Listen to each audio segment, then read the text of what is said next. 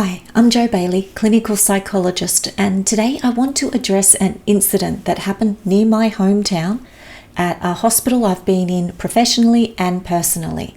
A hospital that has had its fair share of incidents and negative attention, yet here it is again in the spotlight for all the wrong reasons. Last week, social media personality, I think you pronounce his name Max Veifer, was trawling the live video chat platform, Chat Rouletteca. Now, I don't use these platforms, but I think you just randomly get connected with people, and he connected with two Bankstown nurses who were on duty. If you haven't seen this, here is the unedited video.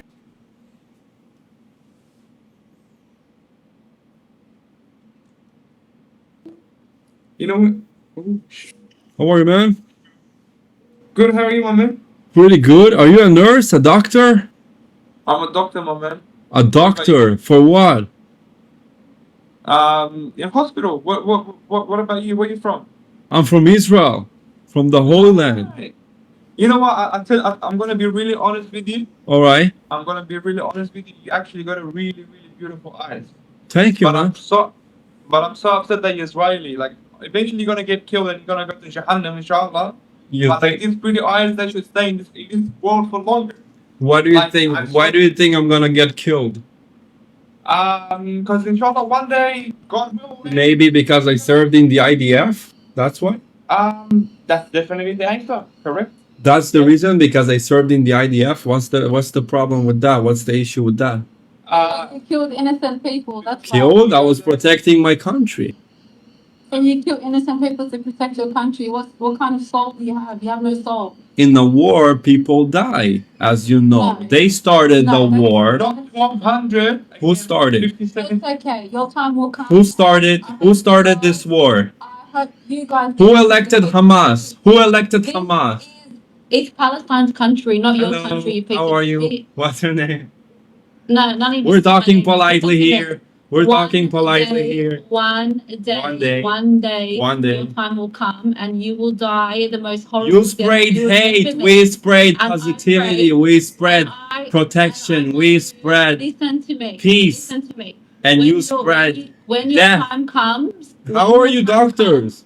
Wait. comes, I want you to remember my I have- face. Okay, and okay. understand Gotcha. that you will I have die a the most question though. disgusting death. All right, for sure. I have a question though. Yeah, what's I have a question. Let's say an Israeli, God I won't treat forbid, them. I won't treat them. I'll kill them. you'll kill them. So if an Israeli is in Australia and God forbid something happened to him, and he comes to your hospital, To God. would you kill him? Okay, you have no idea how many Israeli Khara dog came to this hospital and I sent it to Jahannam. For real? sent it to Jahannam. For real? So if just Jewish people comes there, So those two nurses are Ahmed Rashid Nadir and Sarah Abu Lebde. They have been deregistered after this incident, and I believe Mr. Nadir was hospitalised after this incident also, was exposed. And ironically, he's receiving care at the very same hospital. The reaction to this duo has been swift. The outrage has been immense in Australia, and I presume some of the world knows about this as well. And yet the conversation here is far from over. So today I want to ask, was the punishment justified? Did it go too far or not far enough? And can we in any way understand the emotions that led to the nurse's words? So the backlash was immediate, and I think most of Australia knew about this video even before the nurses would have woken up after their night shift. New South Wales Health acted swiftly, suspending them from duty immediately, and the Australian registration body also acted immediately, removing the duo's right to registration, effectively ending their careers in Australia. Our Prime Minister, Anthony Albanese, called their words in this video sickening and shameful, and many have called for even stronger consequences, including police involvement for inciting violence. Others, however, are arguing that the deregistration is already the harshest professional penalty that you can get. So where should the line be drawn? Should they face criminal charges now, or should this be the end of it? Well, here's where things get complicated. Many believe this was the only appropriate response, and healthcare professionals take an oath to provide care without discrimination. If a doctor or a nurse even jokes about harming a patient based on their nationality, their ethnicity, or their beliefs, how can we ever trust them in a position of power?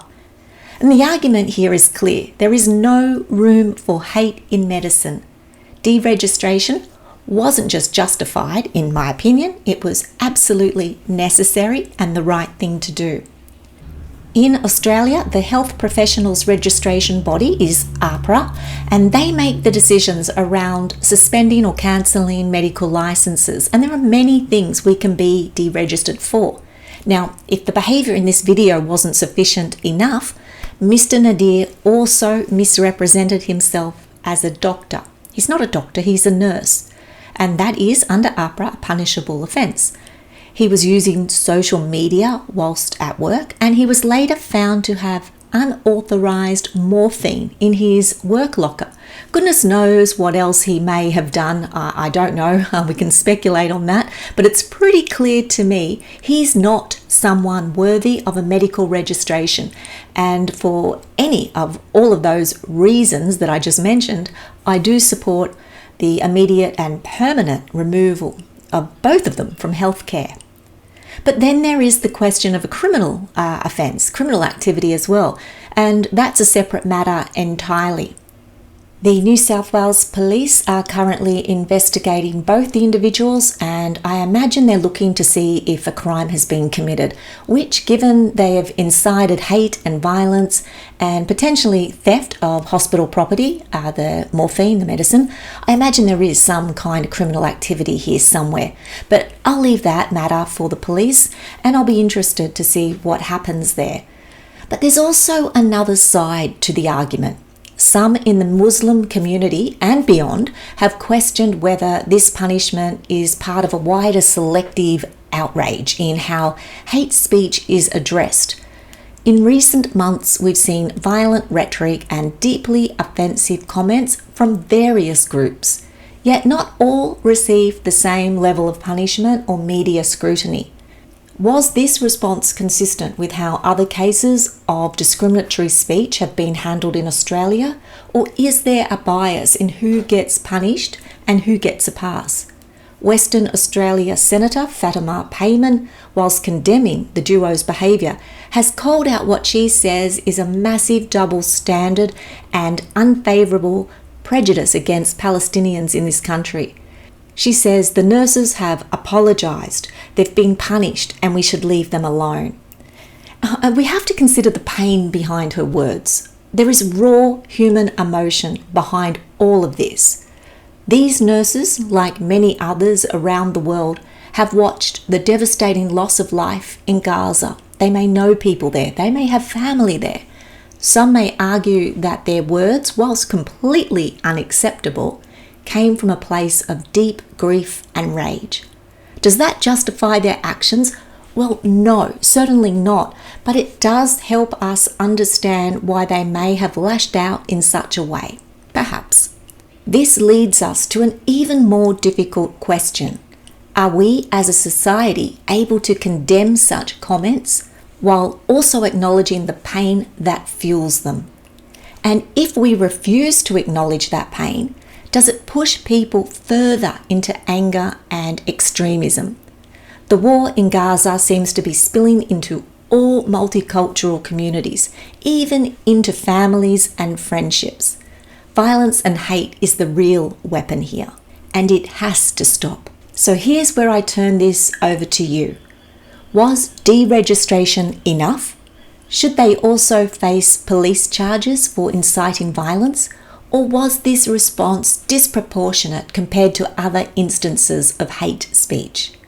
Can we as a society both condemn their words and also recognise the deep grief they may be feeling over the loss of life in Palestine? Where do we draw the line between holding individuals accountable and understanding their pain?